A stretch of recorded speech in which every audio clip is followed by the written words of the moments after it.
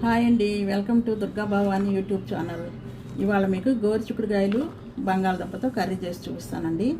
దీనికి కావాల్సిన పదార్థాలు: గోరుచిక్కుడుకాయలు, బంగాళదుంపలు, ఉల్లిపాయలు, పచ్చిమిర్చి, ఇంకా పోపు దినుసులు, పుట్నాల పప్పు పొడి, ఎండు కొబ్బరి పొడి అండి. ముందుగా ఈ గోరుచిక్కుడుకాయలని చిన్న ముక్కలుగా చేసుకొని ఉడికించుకొని పక్కన పెట్టుకోవాలి. తర్వాత ఈ బంగాళదుంపను కూడా చెక్కు తీసి చిన్న ముక్కలుగా కోసుకోవాలండి. ఇదిగోండి, ముందుగా ఉల్లిపాయ కోస్తున్నాను. ఈ దుంపను చిక్కుడుకాయ వెరైటీ కాంబినేషన్ అండి, బాగానే ఉంటుంది, ట్రై చేయండి. గోరుచిక్కుడుకాయలు కూర కొంచెం పుల్లలుగా ఉంటుందని కొంతమంది తినరండి, కానీ బంగాళదుంప కూడా కలిపి చేస్తే చాలా బాగుంటుంది. పిల్లలు పెద్దవాళ్ళు అందరూ ఇష్టంగా తింటారు.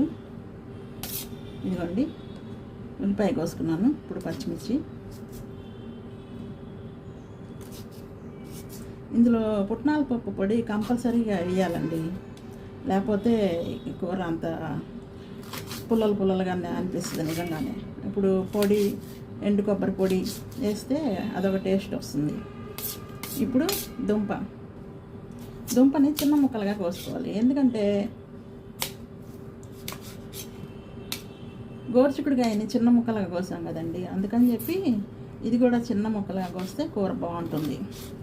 అన్ని సమానంగా వేగుతాయి అన్నమాట ఆయిల్లో. ఇదిగోండి, ఇంత చిన్న ముక్కలు కోసాను.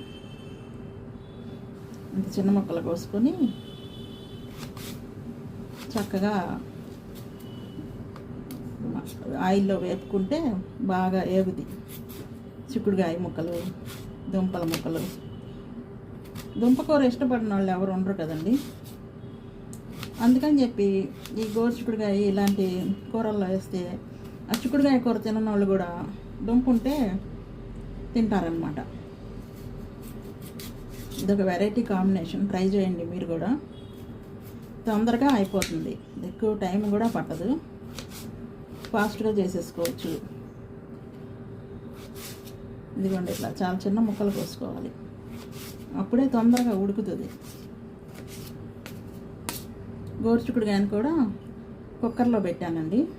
కుక్కర్లో పెట్టి రెండే విజిల్స్ రానివ్వాలి.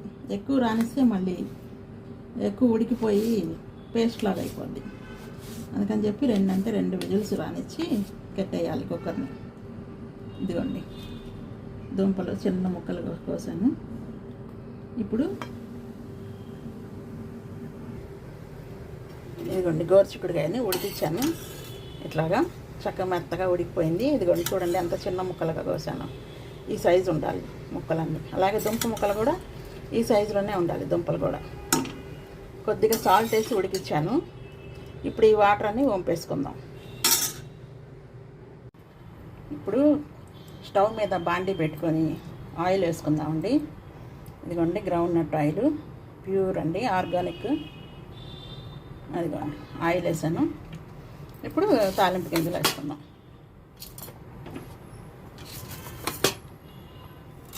మినప్పప్పు,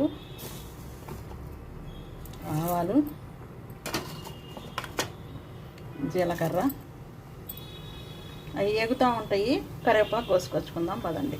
మనకి ఇంట్లోనే చెట్టు ఉంది కదండి, చక్కగా ఫ్రెష్ ఆకు ఉంటుంది, తెచ్చుకుందాం రండి. ఇదిగోండి, కరివేపాకు 2 రొమ్మలు కోసుకుంటే సరిపోతుంది.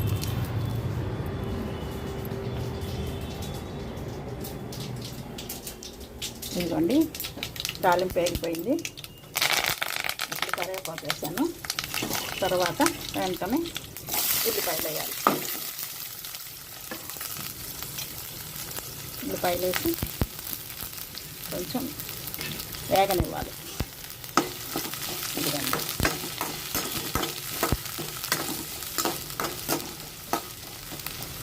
ఉల్లిపాయ వేపుతున్నాను. ఇదిగోండి, ఓ పక్కన బంగాళదుంప కూడా ఉడకబెడుతున్నానండి విడిగా. గోరుచిక్కుడుకాయ ఉడకబెట్టాను కదా, అట్లాగే దుంప కూడా ఉడకబెట్టుకున్నాను. రెండు ఉడకటం వల్ల పెద్దగా ఎక్కువసేపు ఏం పట్టదండి కూర. ఆల్రెడీ ఉడికినయే కాబట్టి ఇంకా తాలింపులో కొంచెం ఏగితే సరిపోతుంది. ఇట్లా వేసుకోవాలి. ఇప్పుడు వేపేటప్పుడే కొంచెం పసుపు వేసుకోవాలి. ఇదిగోండి ఉల్లిపాయ వేగిపోయింది. పసుపు వేసాను చూసారుగా. ఉల్లిపాయ పచ్చిమిర్చి ఇట్లా వేగిపోయింది. ఇప్పుడు గోరుచిక్కుడుగా వేసుకుందాం. ఇదిగోండి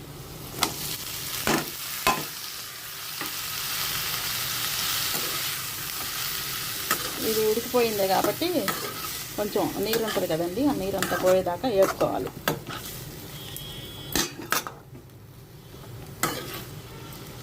ఇట్లా వేపుకుంటూ ఉండాలి కొంతసేపు.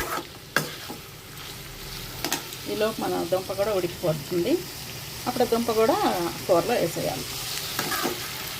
గోరుచిక్కుడుకాయ తినటం వల్ల హెల్త్కి చాలా మంచిదండి. ముఖ్యంగా లేడీస్కి ఫోలిక్ యాసిడ్ ఉంటుందండి గోరుచిక్కుడుకాయలో. అది లేడీస్కి చాలా మంచిది అంటారు కదా. అట్లాగే పీచు పదార్థం ఉంటుంది కదా, అందుకని చెప్పి కూడా ఈ గోరుచిక్కుడుకాయ తప్పకుండా తినాలండి అందరూ. చాలా మంచిది ఆరోగ్యానికి. ఇదిగోండి ఇట్లా గోరుచిక్కుడుకాయ వేగుతూ ఉంది కదా, వేగిపోయింది. ఇది అడుగున నూనె లేకుండా చూసారా. ఇప్పుడు బంగాళదుంప ఉడకబెట్టుకున్నాం కదండి, దాన్ని వేసేసుకోవాలి కూరలోకి. ఇట్లా చిల్లులు గడిపి తీసుకొని దుంపలన్నీ ఇందులో వేసేసుకోవాలి. ఇట్లా చిన్న ముక్కలు కోసుకుంటేనే దుంపలు 5 నిమిషాల్లోనే ఉడికిపోతాయండి మనకి. ఇక గోరుచిక్కుడుకాయ వేగేటప్పటికి దుంప కూడా ఉడికిపోతుంది, తొందరగా అయిపోతుంది కూర చేయడం. ఈ కూర మీరు కూడా ట్రై చేసి చూసి ఎలా ఉంటుందో కామెంట్స్లో చెప్పండి, మీకు నచ్చిందో లేదో.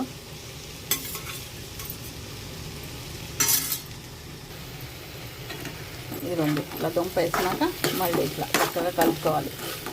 ఇప్పుడు హైలో పెట్టుకోవచ్చండి. సెకండ్ హైలో పెట్టేసి తిప్పుతూ ఉంటే దుంప కూడా చక్కగా వేగుద్ది. ఇట్లా వెరైటీ కాంబినేషన్ ట్రై చేయండి. కర్రీస్ బాగుంటాయి టేస్టీగా.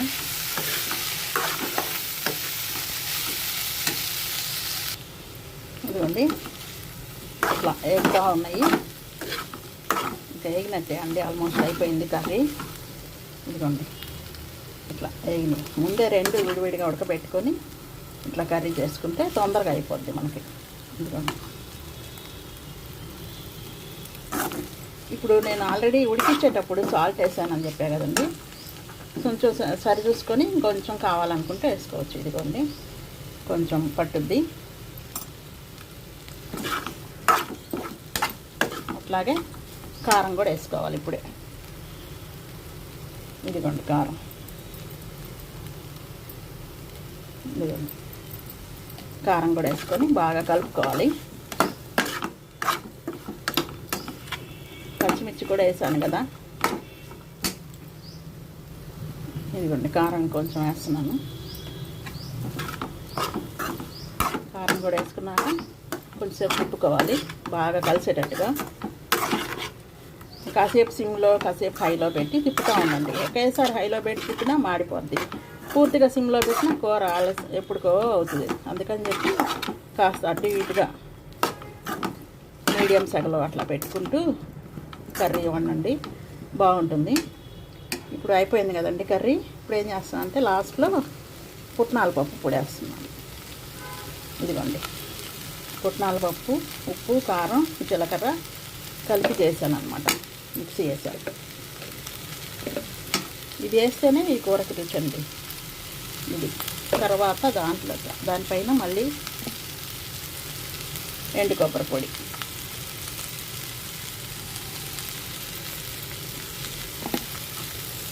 ఇప్పుడు కలిపి తిప్పేసుకోవాలి. బాగా కలిపేసుకోవడం, కలిసేటట్టుగా. ఎలా ఉందండి కర్రీ చూడండి, ఎంత మంచిగా బాగుందో చూడటానికి. తినటానికి కూడా సూపర్గా ఉంటుందండి. మీరు కూడా ట్రై చేయండి ఈ కర్రీని. ఇదిగోండి ఇదిగోండి ఇట్లా ఉంది మొత్తం అయిపోయినాక. అంతే అండి, సింపుల్ అయిపోయింది కర్రీ. ఇంకా స్టవ్ ఆఫ్ చేసుకొని బౌల్లోకి తీసుకోవడం.